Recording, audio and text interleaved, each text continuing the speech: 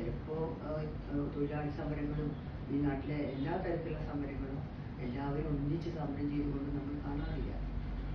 പിന്നെ ഈ എന്നെപ്പോലുള്ളവരൊക്കെ തന്നെ ഈ സമരത്തോട് സർക്കാരും അതുപോലെ CITU പോലുള്ള യൂണിയനുകളും എടുത്തിട്ടുള്ള നിലപാട് കൊണ്ടാണ് എന്തുകൊണ്ട് ഇത്ര മോശമായ രീതി, ഇത്രയും അവഹേളനം കുറെ സ്ത്രീകൾ നടത്തുന്ന സമരമായതുകൊണ്ടാണ് ആ തരത്തിലുള്ള വളരെ മോശമായ പിന്നെ പരാമർശങ്ങൾ പോലും ചില സമുന്നത നേതാക്കന്മാരിൽ നിന്ന് തന്നെ ഉണ്ടായിട്ടുണ്ട്.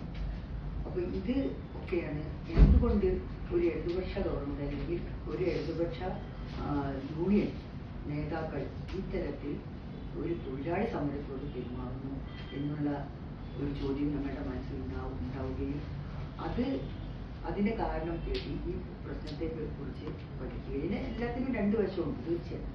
കേന്ദ്ര ഗവൺമെന്റ് ചെയ്യേണ്ട കാര്യങ്ങൾ കേന്ദ്ര ഗവൺമെന്റ് ചെയ്യണം, സ്റ്റേറ്റ് ഗവൺമെന്റ് ചെയ്യേണ്ട കാര്യങ്ങൾ സ്റ്റേറ്റ് ഗവൺമെന്റ് ചെയ്യണം.